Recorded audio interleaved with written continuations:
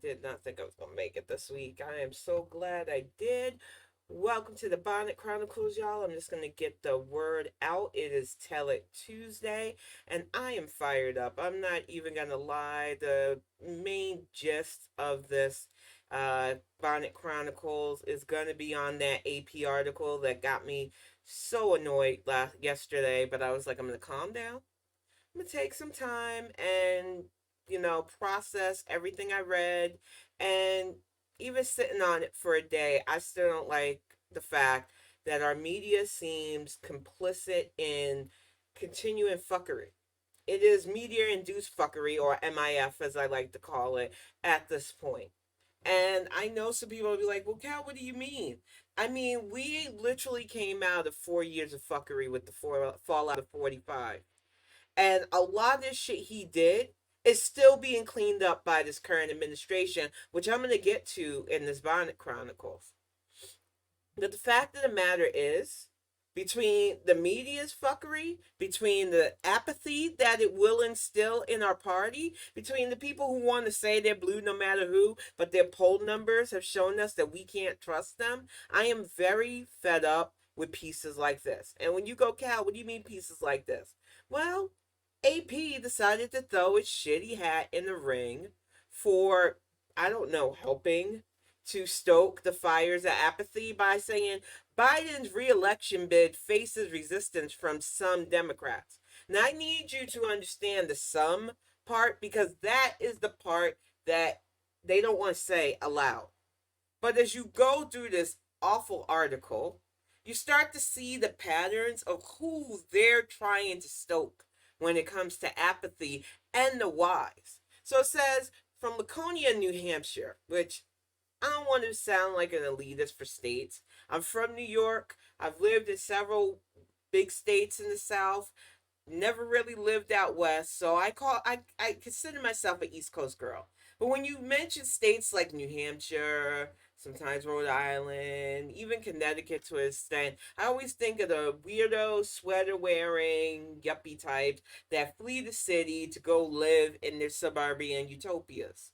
I never really thought of New Hampshire as a state that really had a lot of relevance. And I know that's my own hubris in this situation, but it always bothers me when we lead political talks with tiny little states like that as if their weight matters more than all the other 50 states. So I already got a bit of a twinge in my nerves from this article, because it's like Steve Shirtliff was at Joe Biden's side in 2019 when he filed the papers in New Hampshire State House to run for president. And I suppose that's where President Biden filed his bid. That's fine. But what the heck does it matter if this Steve Shirtliff guy was there or not? It says he repeatedly trekked across the strait with Biden, President Biden, whoever wrote this article really needs to get it right, to court primary voters. And when now President Biden ultimately won the presidency, it was Shirtliff, then a Democratic State House Speaker, who proudly sealed the envelope that carried New Hampshire's whole 4 electoral votes, including his whole own name, to the U.S. Senate. But on the eve of the new election season, Shirtliff, like a majority of white Democrats, because I'm not even going to mince words on this. This is not a full party judgment, and I'm going to get to why pretty soon.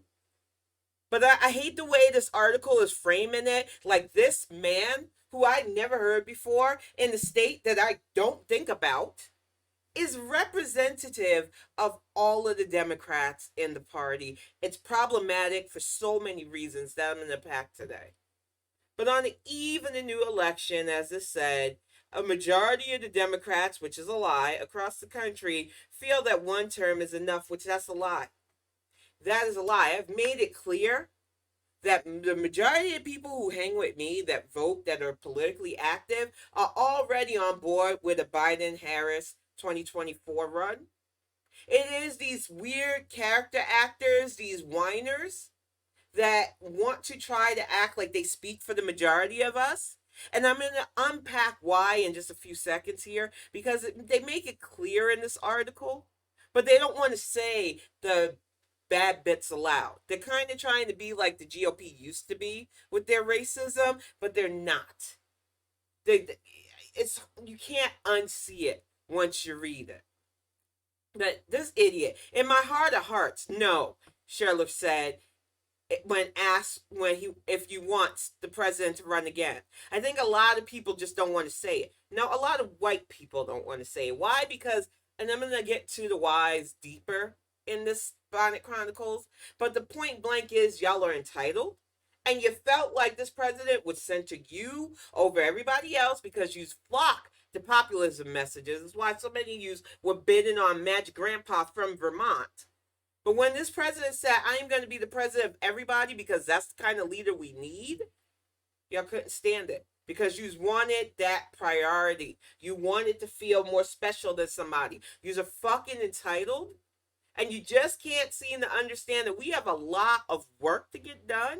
And it is so immensely frustrating at this point, trying to explain to people how infuriatingly entitled our party seems to be split. Between the people who are really walking the line of pragmatism up against the wall of selfish entitlement of people who will look at the hard work that's been done over the last 2 years and say, no, it's not enough because I don't feel centered in a conversation. You're not making my issues on par with the people who are literally fucking striving to just survive in their own country. Or worse yet, you still want to call our reality identity politics and we see you. But the heart of what was their real problem, as this article alludes to, Democrats across New Hampshire are upset with the Democratic president for trying to end the state status as the home to first in the nation for the presidential primary. They're fucking salty because the Democrats finally opened up their eyes and realized that there is a whole constituency of Black Democrats in the South that turn out despite voter restrictions, despite redlining, despite all of the suppression tactics that the GOP tried to put Black voters through. And I lived in the South. I lived in the South for 20 years. I moved down in the late 90s to go to college. I've lived in Florida, Georgia, South Carolina, and North Carolina. When I say the amount of times when I went to go vote that we were standing in line for hours, when in Florida, the first time I got to vote in a presidential election, my ballot might not even been counted because of the hanging Chad scandal. When I say that it still did not deter me in any of the southern states as a registered voter to do my civic duties, but I see how dedicated our voting bloc is when it comes to getting our voice heard. Despite the threads, all I wanna be is someone who gets to see a giant wood. Thank you, Beans. Thank you for the resub. Oh my gosh, 11 months. I appreciate you. And welcome to the chat, respect. Welcome to the chat, Beans. I feel like the problem with our party, especially complaining about South Carolina going first, because that's what I was getting to in this article, is white Democrats want to feel prioritized and they don't understand what it means to share.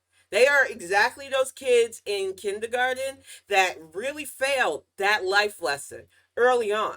And they refuse to understand that this is a meteoric move for our party to not only recognize the voting bloc that literally suffers just to get our voices heard, just to cast our ballots in those states, but it is strategic, like Jamie Harrison has said, like many Democrats have said. There is no such thing as an unwinnable state. There is no such thing as a safe blue or a safe red state if we work together. But the problem with our party, as you can see from Steve Shirtliff and other New Hampshire goons, is that white people, white Dems especially, want to be prioritized first. And that is the biggest problem we are going to have in 2024.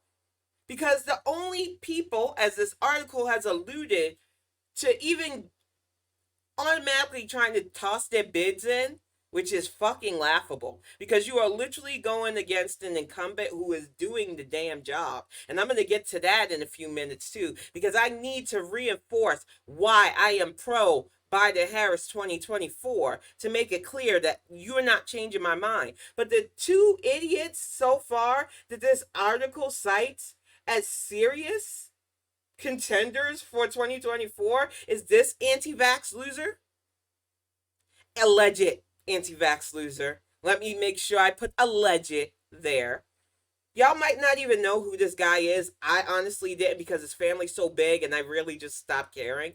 Plus, I really think that politics may not be for them anymore. All the good ones have either passed on naturally or have been assassinated. I'm going to be a little bit crude about this. But when you say Kennedy, I was thinking, oh, is the young one from Massachusetts trying to run? Because that's a bit hubristic. He didn't have a successful Senate bid, so trying to jump the gun to president is weird. But no, that Kennedy knew and is chilled out. He's trying to do things the right way. No, it's this weirdo, alleged anti-vax wackadoo, son of Robert Kennedy and Robert Kennedy Jr. For those of you who don't know him, I apparently didn't know him. Seems to think that he could run and get the Democratic national bid, and I don't know you, man.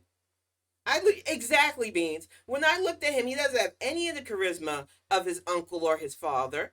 He doesn't have the track record of Robert, who was like very staunch on crime, on making sure the stuff was to the letter. That's why he had the unfortunate thing happen to him. I feel like when you use the name Kennedy nowadays, it doesn't have the impact that it used to, which was once a family dynasty, was ripped apart by both murder, corruption, and just the fact that we've all kind of moved on. We don't really need dynasties anymore. So if he thinks he's going to coast on the Kennedy name, I got another thing coming for him. Especially when you are going against the administration that came into literally nothing and lifted us up out of a lot of problematic issues. But the only other idiot that this article had the nerve to cite as a serious contender, Woo Wilmason. Welcome to the chat, Terry Antigo. And delusional definitely fits this chick. Like, I'm going to set the stage of 2018, 2019. The Democratic National Convention was already an overcrowded event with over 16 flavors of Democrats. Most of them were not palatable. A couple of them were millionaires. A couple of them were billionaires. Most of them were not going to get my vote. There were only literally two people on that stage at a time that I could even stomach. One of them was, of course, VP Harris, who was then senator, and Joe Biden, because I knew Joe Biden. I didn't always agree with Joe Biden, but at least I knew his track record. I knew his career. Meemaw got on my nerves because she was a fucking liar who liked to barge her way into stuff, sung about all the little children and all that racist stuff, and she literally made up all of her life. Anything she wanted to just grab and use. Her life is like one of those choose your own adventure books. So I really wasn't down for her. I thought Pete Buttigieg's run was a bit too hubristic, and he learned from that. So I am definitely more Team Pete now than I was back when he did that presidential bid. But this bitch with Andrew Yang made my head hurt because it was like, why are you on our stage? Why are we allowing this to go on?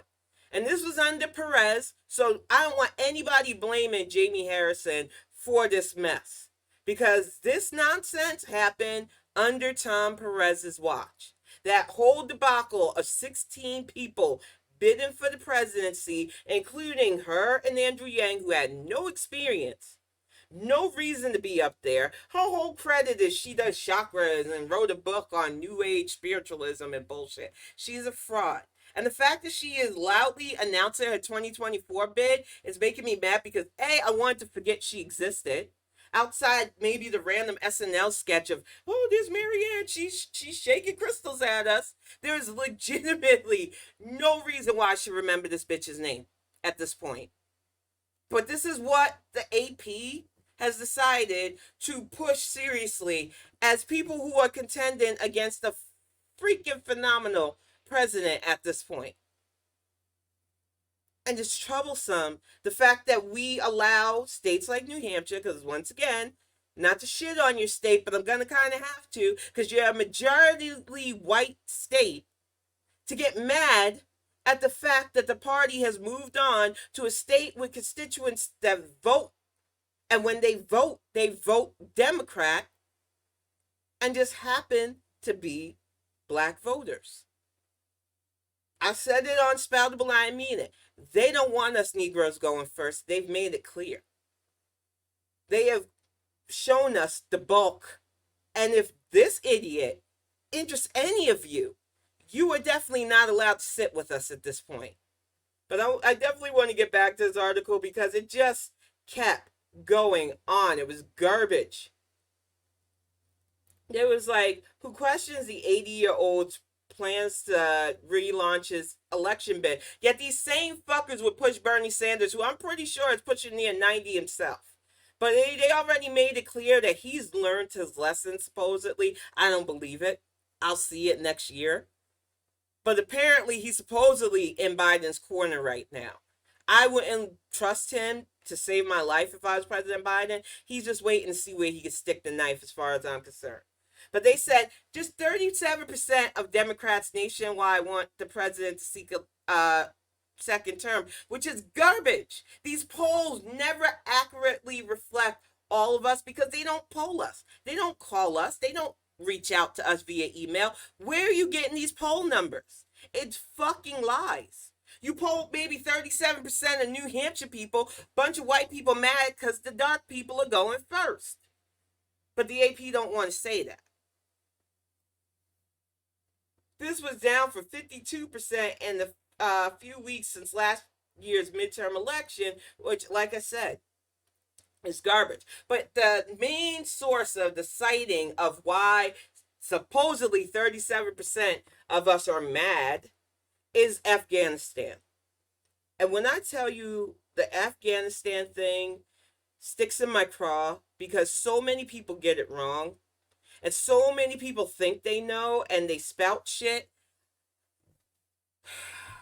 I'm going to calm down because I was already on fire with this yesterday when I read the article the first time. And I wanted to compose myself because I really feel like the whole talk of Afghanistan is so skewed. And the media, with their media-induced fuckery, does not help that. But in 2020... the fallout of 45, as I like to call Trump, decided in his lack of infinite wisdom to sign the Taliban Act, the Afghan Act with the Taliban. The Taliban is not a recognized organization in Afghanistan. In fact, the Afghani government really didn't like that whole treaty being signed in the first place, but Trump was going to do what Trump wanted to do. He did not give an actual fuck at all about the Afghan people, about anybody at that point. He didn't care about our troops either. So in 2020, this moron signed this pact, which granted, I believe, prisoner releases and other things that the Afghan government was like, hey, yo, no, you can't do that. You don't have the authority to do that. And of course, President then dipshit said, no, I'm going to do what I want. He didn't care about the fallout. In comes President Biden, who, while, yeah, if in a perfect world, he wouldn't have had to honor that Afghan deal at all. But that country was fucked either way because whether the Afghani government ever wants to officially acknowledge it, they were undergunned, undermanned, and literally bailed on their citizens. The Taliban decided we are going to swoop in because we know better for the Afghan people. And our troops have been in Afghanistan since 2001. This was over 20 years. There were soldiers whose kids literally grew up without their parents because of this war.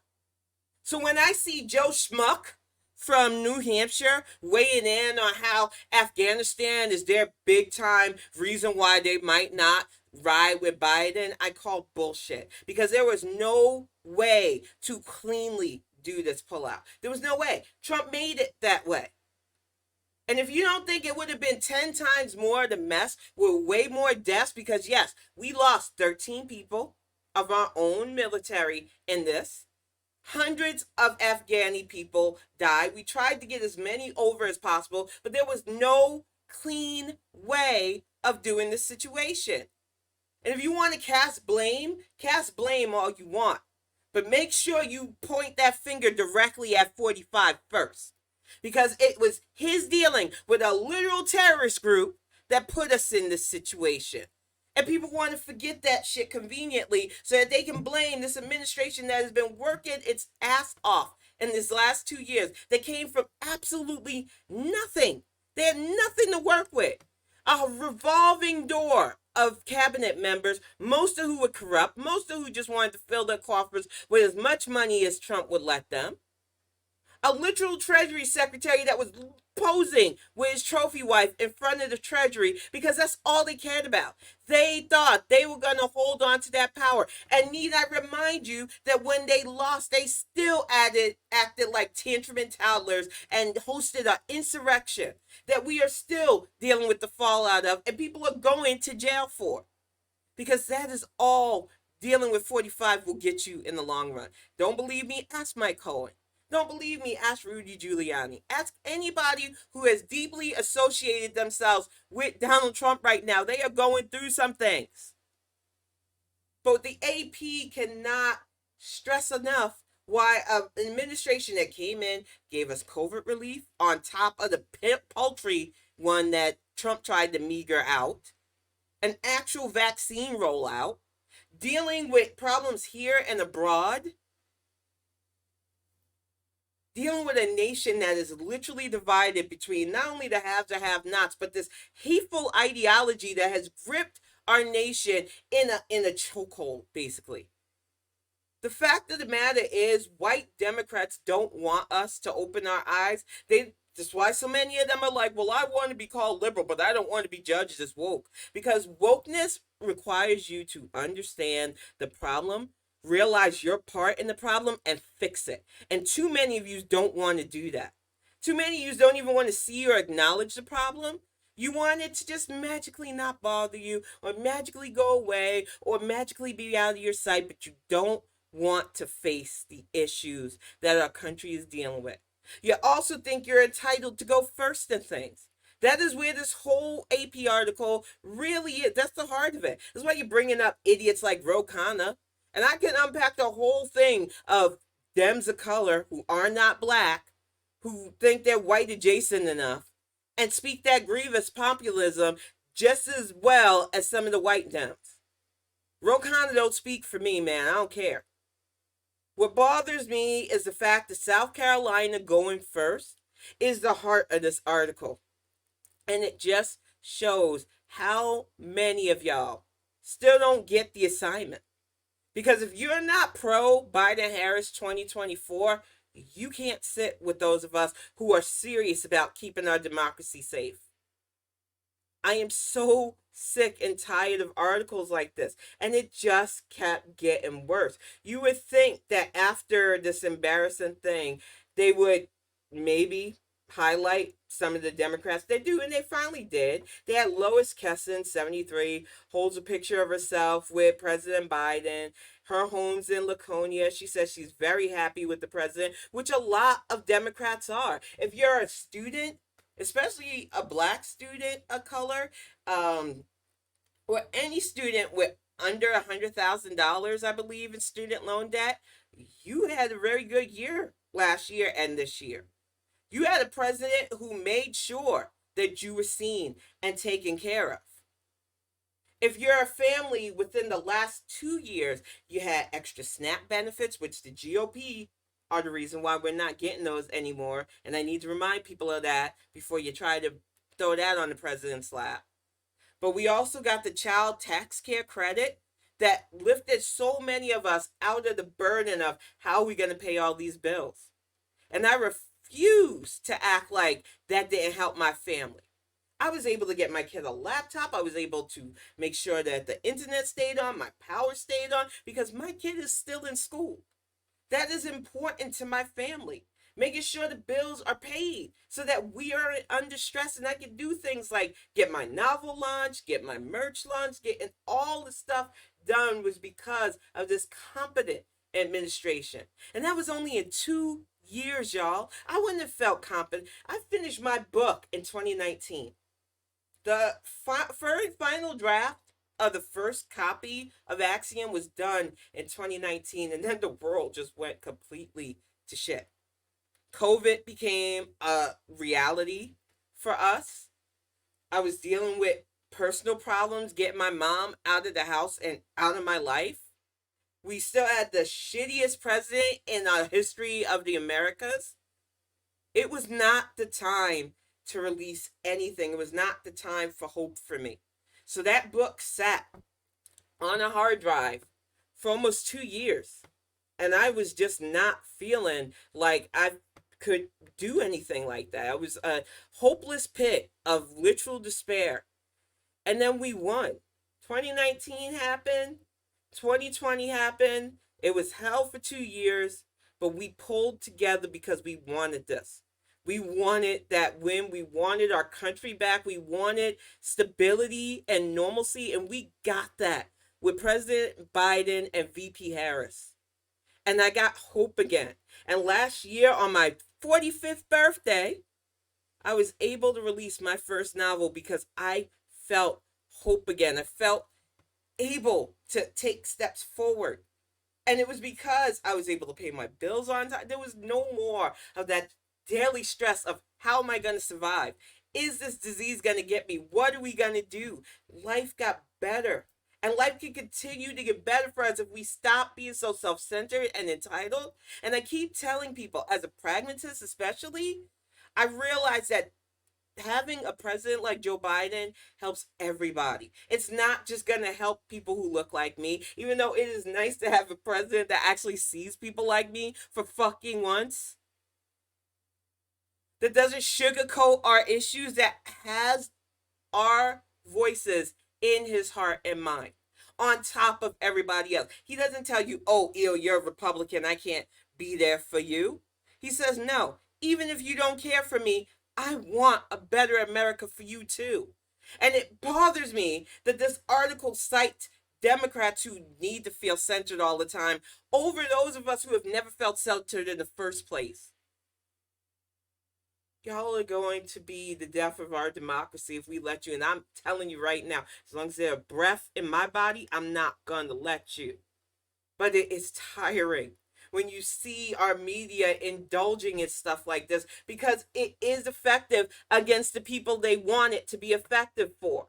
And it ain't voters like me who we have no choice in this matter. If we allow the person that they are trying to push as the next GOP superstar, the person that John Oliver literally did a full last week tonight dedication, that is something.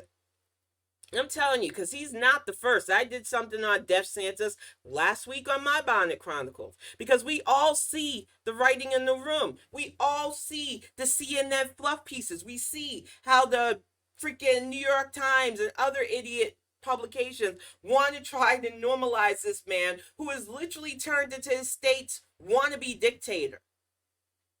But unlike Castro and other people who literally had, carte blanche to do what they want, DeSantis is up against 49 other states that are just not into him. But the problem isn't the fact that it matter that black voters would never turn out for DeSantis. It's the fact that white Democrats will use excuses to not do their civic duty, and that is what we have to combat next year.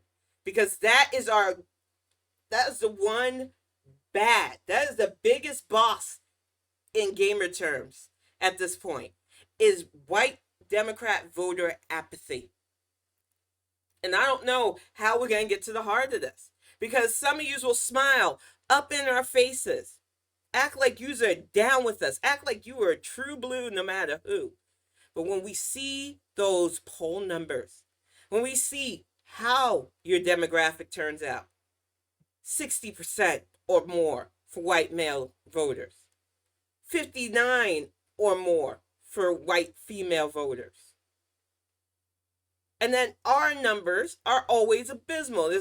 You barely break 40% in turnout in midterms, which are important, in national elections, which are important, because you just can't be bothered.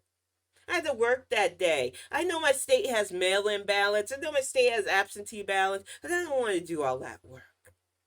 There's absolutely no reason for white voter turnout to be so poor, but you literally get spoon-fed constant anti-government stuff, constant apathetic stuff, constant populism stuff, and you refuse to open your eyes to how detrimental those three topics alone are to you. Anti-government, when you know that your state needs leadership, when you know that you don't like making decisions yourself, but you just don't like being told what to do. Populism that tells you the only thing that matters is the fact that your pocketbook is to get bigger.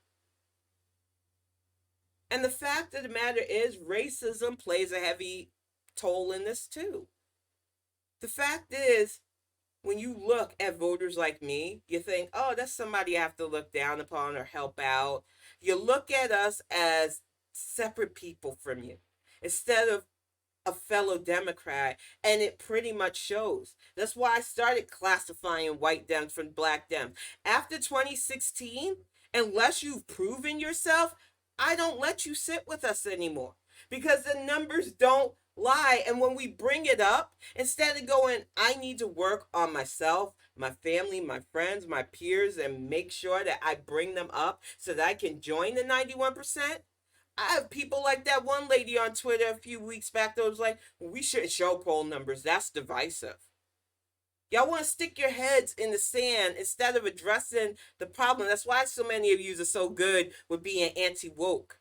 Because being awake for you is more painful than realizing that working together with us, seeing us as human beings, allowing stuff like South Carolina to go first is not a slight to you.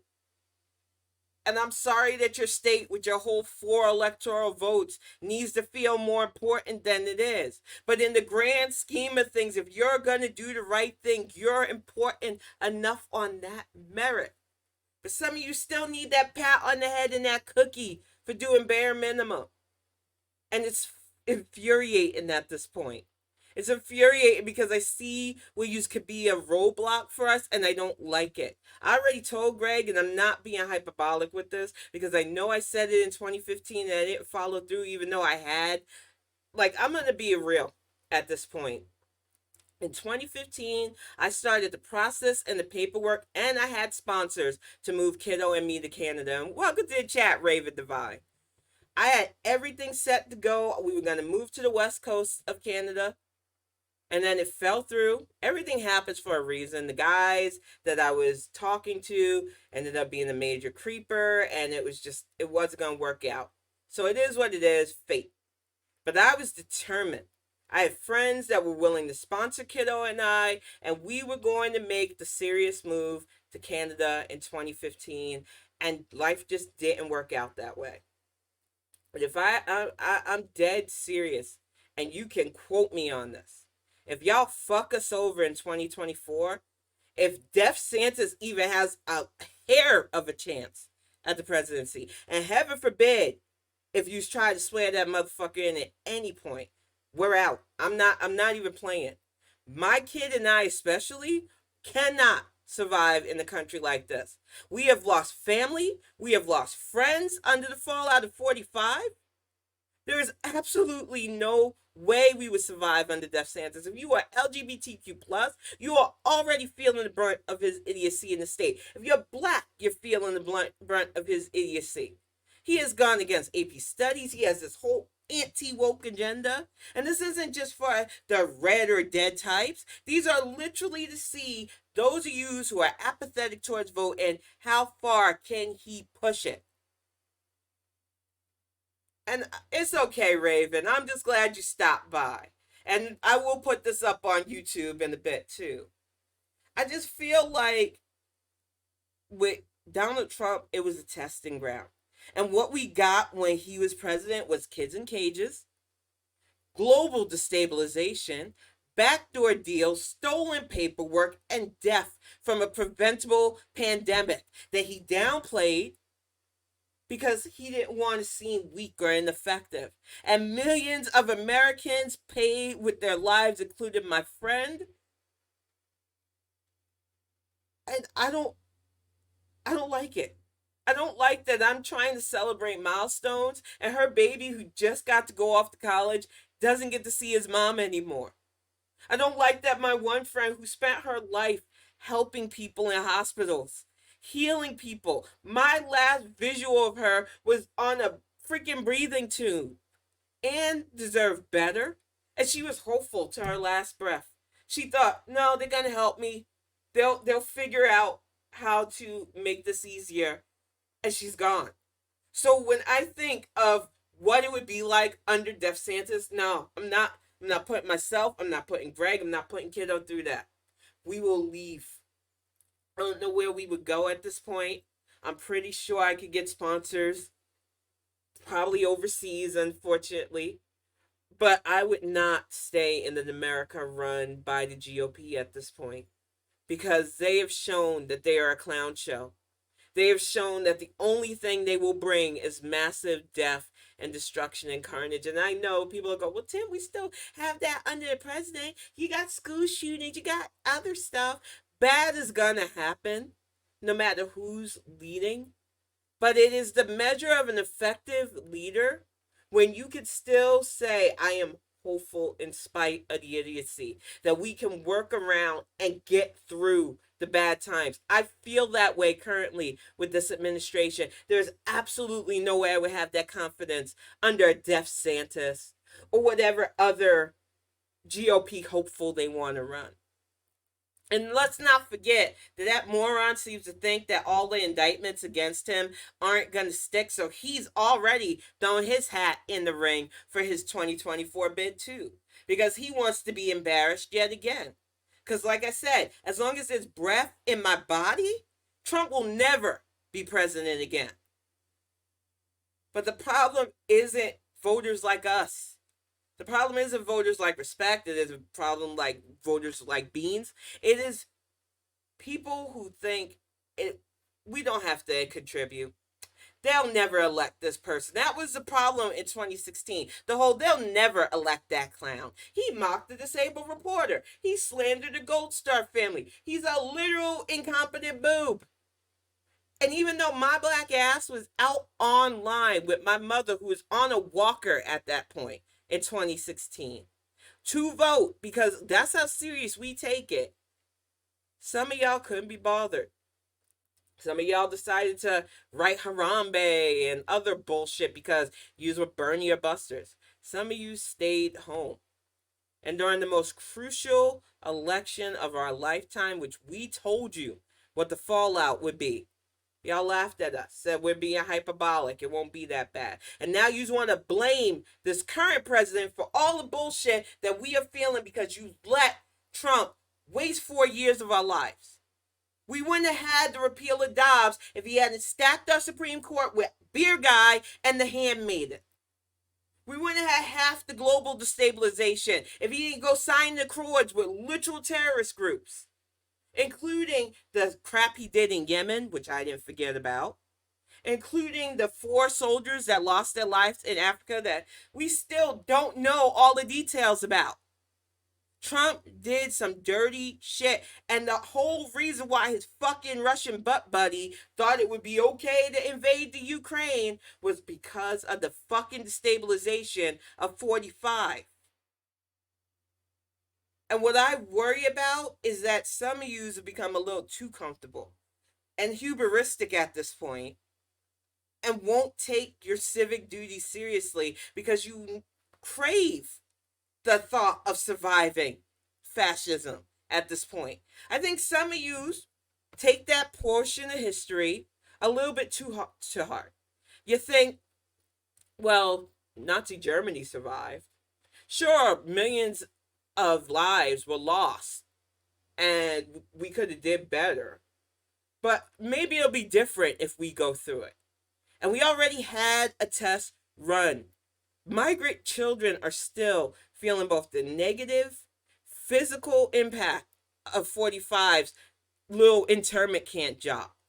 And I know when I first announced it on Twitter that some white people, and it was only white people, and I'm going to keep it 100, that push back against me calling those concentration camps. But when you see babies on concrete floors with foil blankets, I don't know what other term to use for those centers that decided that mothers could get operations that literally forced sterilization at this point, that had children traumatized and crying because they were taken directly from their parents whose only crime was seeking asylum in a country that would be better for their families, or so they thought. It was monstrous what the migrants went through. And now we've got supposed articles saying that it might start up again. It's not. This administration doesn't want that kind of blood on their hands, and I refuse to believe any credible news source at this point, because there ain't that many. They're all owned by old rich white guys that want this administration to fail because they don't want to pay their fair share in taxes. And that is what this shit comes down to. All of these weirdo hit pieces, all the blackout pieces on the VP, and the whole we're not sure if Biden should run with her, which he will, because he knows that that would kill his chances in 2024 if he even thought to drop her. All of this is coordinated because they don't want to pay more. Because they've gotten away with over 50 years of the trickle-down bullshit theory. And these people are going to be problematic, but they are not our biggest enemy. Our biggest enemy is democratic apathy. It is a very loud wannabe dusties that our community normally ignores, at least the women in our community do, that try to say, oh, both sides are the same still. But that's clearly not the case. And we call them out because we know y'all don't speak for us. And some of you have been taught, don't rock the boat. I don't want to be the person that doesn't get invited to any of the functions. I don't want to feel ostracized. Democratic introverts don't care. That's how I know that certain white Dems, they can sit with me. Because a Democratic introvert, they're not worried about pissing off their peers. They don't really want their peers around them anyway, and they vote. It is all of you who still want to be socially accepted, that think that it matters if you're socially accepted, that think that you'll be safe as a handmaiden because you've got those little fantasies that, oh, I'll be all right. I'll wear a little red robe and hood, and I'll be the heroine of the story. The reality of the situation is, under a regime like DeSantis, who that John Oliver, I love Last Week Tonight for what it is. It really is news entertainment. I don't take it to heart normally, but it's good for a laugh. But when they showed that motherfucker saying that, he says Thai food instead of Thai because he's an idiot, and he would go out on dates with women. And if they corrected the way he said it, he would leave them because he didn't want anybody challenging him. That should tell you what a presidency with him would be like for women especially. I'm sorry, men, at this point. I don't give a fuck about you at this point because you are allowed to be yourself. You are allowed to be unchallengedly stupid or unchallengedly humoristic.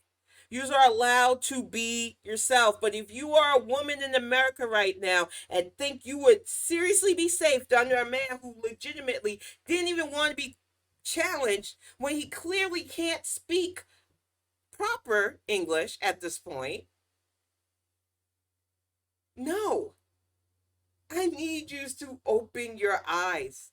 I need you to realize that your playing the fairest sex has been detrimental to our growth for way too long. I need you to step up your game and join your fellow sister girls in claiming your status as citizens and not shaking that anymore. The power is in your hands.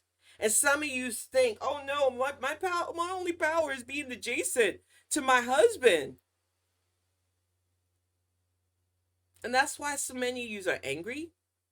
So many of you fall flat on your face when you start to show crow's feet, when you start to show the signs of aging that most of us get, because you can't be confident. You weren't raised to be confident. You weren't raised to have a voice. And it's problematic for those of us who, when the repealing of Dobbs happened, we already were going through drastically high numbers of Black mother mortality for maternal issues. We already had to deal with hospitals who didn't want to give us things like epidurals. I told you my own story in that. It was 18 years ago when I had my son.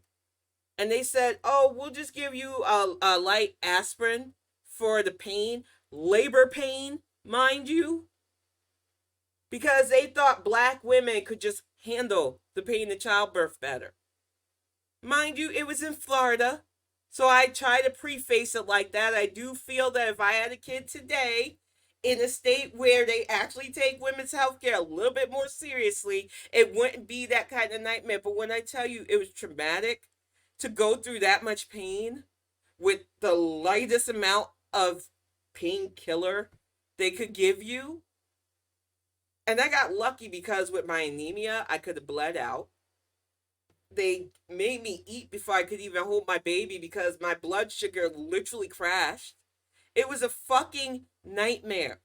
And Black women have to weigh that now. And a lot of them don't even do hospital births anymore. There is a growth in doulas because we just can't trust a hospital system that don't see us as human enough to care whether or not we have safe childbirth. But when Dobbs was repealed, not only did that affect those of us who just wanted to get medically induced abortions, but medications that we needed for everything from heart disease, diabetes, anxiety, and depression came under fire. And we still have idiot companies like Walgreens who never really used juice, never will,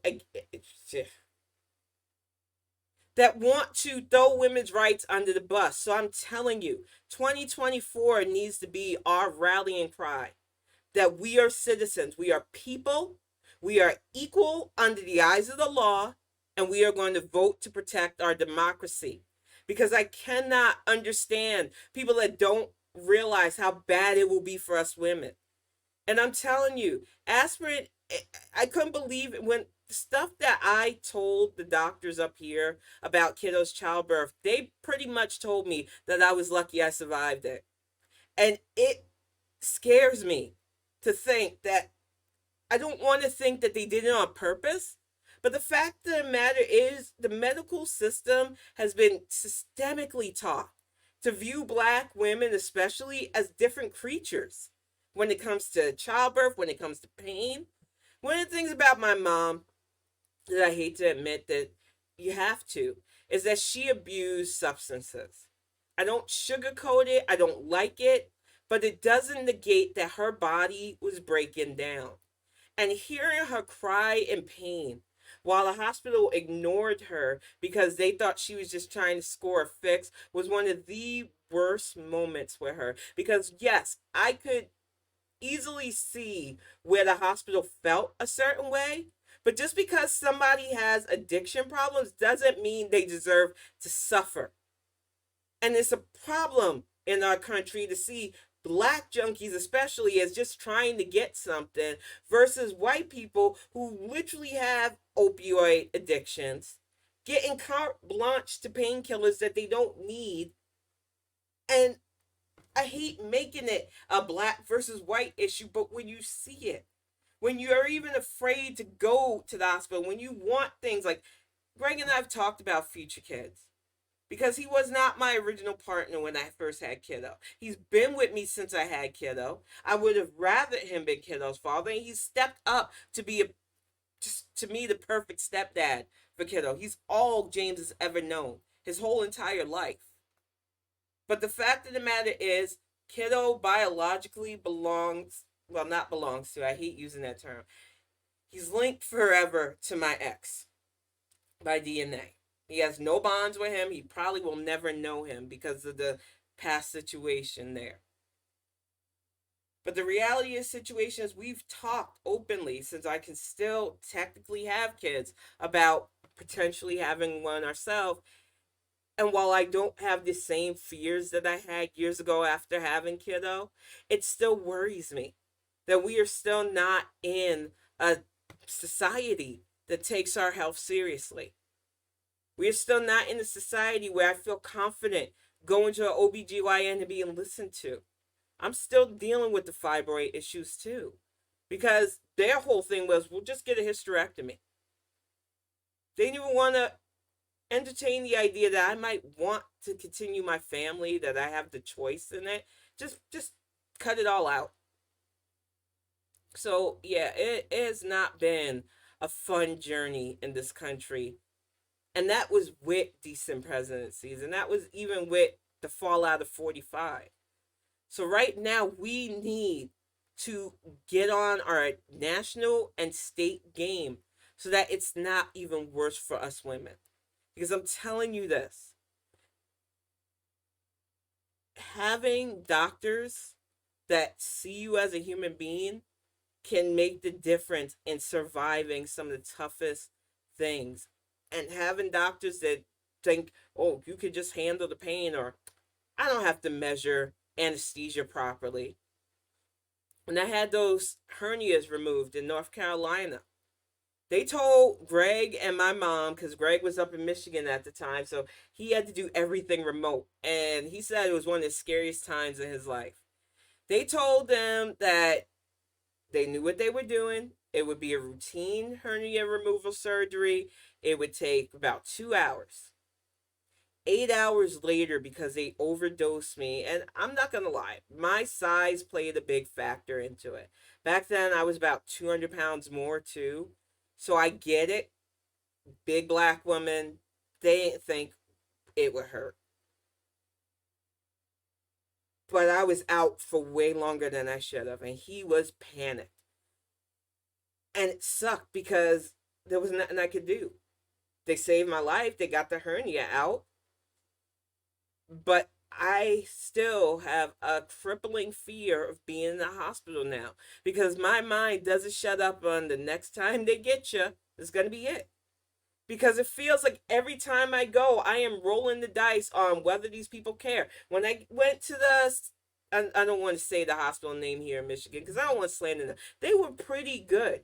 I had to go in because my blood got very low. I don't know how many of y'all understand anemia, but your red blood cell count should be in the double digits. And I think I was rocking a 7 at the time, and this was in 2018. And I didn't know. It's not the first time my blood count got that low. It shouldn't. I know I've been on iron supplements and everything now. I'm doing the right thing, but I didn't do it in the past. I'm just saying. But here in Michigan, when you go to your primary care physician and they know you have anemia and stuff, they test your blood right then and there. They don't care. They need to make sure that you're all right. And the doctor won't see you if your blood RB count is too low. And that's what my doctor, I almost gave her name away, did. She was like, nah, why am I even, you are going to collapse at this point. Go to the hospital. Point blank, would not see me, sent me right to the ER. And I was fine with it. It was the first time I had people that actually cared if I lived or died in a medical thing outside psychiatry, which that's a whole nother bag of worms. I am grateful to the psychiatric people in my life. But when I say that dealing with blood transfusions always gave me a bit of anxiety, this was no different. Because even though I've had several in my lifetime because of the anemia, you always run the risk of tainted blood. You always run the risk of something not being done right.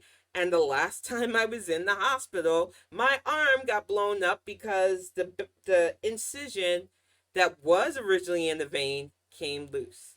And nobody was monitoring it. I didn't notice it until it was too late. And my arm swelled up to about 3 times the size. And it's already a pretty thick arm, as you can see.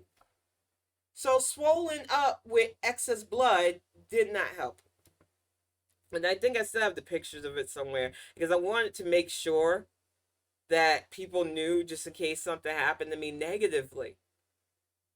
I feel like every time I'm hospitalized, I really roll the dice. And while that, hopefully, along with the being passed out for hours over what I was supposed to, is the extent of the bad, I don't want to risk it right now. COVID is still a thing. We're boosted 4 times here in this house. I think 3 times for kiddo. We're gonna get him another one because he's got SAT and other stuff next month. So we're gonna get our round of shots to make sure we're okay before we end up at the college. Because it's a full week of testing, which last year was already panic inducing. Lady was coughing and sneezing. I was like, I gotta get out of here. I nearly freaked the frick out. I was just like, no, even though we were boosted, that shit still freaks me out. But I'm not going to suspend my child's life and education because of COVID paranoia. We're just going to mask up. We're going to stay the heck away from people. We're going to drop him off in the classroom. We're going to wait in the car. Just like because I tried waiting in the school, and that lady coughing and sneezing. I was like, nah, I'll be in the car. I will see y'all later. Because, no, no, thank you. The reality of the situation is things can get better. Life has to go on, but it really does take all of us, every single one of us who are 18 years and older, taking this seriously. Because that whole idea that it can't happen, especially with a president like DeSantis, no, we can't risk it. Because some of y'all thought, no, there's no way he could be governor the first time. And then he did it. And then I thought maybe Charlie Crist had a chance of finally unseating the little wannabe dictator. And it didn't happen. And even though I don't agree with John Oliver calling his win a blowout, because that wasn't a blowout, it was pretty much, it was closer than it could have been. But the problem is between voter suppression and other shitty tactics that he's trying to do, he's gonna have that state locked up for a while. And I feel bad for friends and family that are still in Florida, because I would never tell you to leave your state. I think Florida has so many beautiful sights, so many amazing people still live down there, and you don't deserve to suffer under that goon. But when I say we have to organize around his fuckery, that's the only way we are going to depose that idiot. But I'm not going to act like his potential presidential bid shouldn't be taken seriously either. Because people didn't want to take 45 seriously, allegedly. The man literally was on tape saying he grabs women by the pussy and other awful things. And yet we watched him get sworn in, and still the bile raises up from my stomach to my throat. That day still is one of the darkest moments for me. Because it shouldn't have happened. We all know it shouldn't have happened, but it did. That is why we cannot have that hubris of, oh, President DeSantis will never happen. And you notice, I refuse to call him by his proper name, because all he has brought to Florida has been decay and death. And y'all are going to go through some things with his fight against Disney. Because while it seems on paper like he knows what he's doing, which he fucking doesn't, and as Terry has reaffirmed for me, he's a fucking goon. A goon that doesn't seem to understand that billions of dollars in tax revenue was brought in by Disney, and you deciding that you are a better landlord for that area than they are is going to have detrimental effects for the state. And my only hope is that enough of the people that supported him get financially hurt to open their eyes to seeing that this man is not good for your pocketbook, because that's the only way. In North Carolina, when McCrory hurt their bottom line with his prejudicial HB 12 bill, North Carolina sent him packing.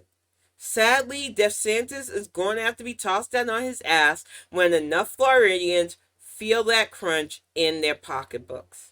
And I hate that it always seems to come to that, because it's not always guaranteed. There are plenty of poor-ass states in our country that seem to think that that's their lot in life. That's how we have to be, and it doesn't matter who our leader is because I'm anti-government. And until we start to really pry open and peel back the shitty layers that this country wants us to just ignore the smell of that, we are not going to get anywhere in this situation. And I'm telling you, respect, it is going to be shitty for them. That is not, like, I don't say this lightly. Billions of dollars, and it's going to be a tax burden on Floridians. And I know some of them think, it won't be bad for me. I'm part of the 1%. Y'all about to go through some things. I say this in all seriousness. I don't want to see anybody suffer. This isn't me caw-cawing or hem-hawing or even enjoying this, because I'd rather have a stable country for a bit. I'd rather have states where they weren't stressing, and Florida already has a multitude of crazy-ass stories. I literally was telling Greg, I was like, it is so crazy down there, and I lived in that state, so it's no disrespect. But you can literally put in date Florida man or Florida woman or Florida person even, and on a specific date get a crazy ass story.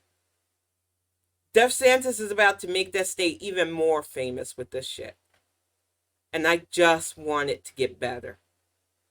I feel like we see the goal. The goal beyond protecting our democracy, beyond the same old in politics, where we can have more firsts, like the first female president, the first openly LGBTQ president, the first, hopefully one day, trans president. We see the path to a future of true diversity being roadblocked by morons that aren't really smart enough to get in our way, but will trip those up who are frauds. And we need to clear the frauds out of our tent and focus on those who want to see wins, want to see progress, want to see everybody lifted up, even the people who will bitch, complain, and continue to be haters. I'm not going to act like we will ever have a full kumbaya moment in our country. Realistically speaking, it's just not going to happen. There are way too many hate groups. But we have got to stop ceding power unnecessarily to people who just want to see us miserable. That is on us. But I'm going to get ready to wrap this up. Thank you all so much for setting in. Beans, Respect, Terry Antico, Raven Divine, thank you for stopping in. Sweetie, thank you for lurking. I know you were at work most of the chat. I'll be back on Friday night. I was just so fired up, y'all. I'm glad I got to do this Tell It Tuesday, but there was absolutely no way I could have waited till Friday. That AP article pissed me off. I get that people think, oh, old is bad. Oh, we need new blood. But if you're not willing to vote for actual competent leadership, we can't trust you. I need you to stay focused, and I need the words out of your mouth to be Biden-Harris 2024. But I'm going to get ready to wrap this up, go make dinner. I will see you all on Friday. Thank you all so much. Love y'all. See you soon.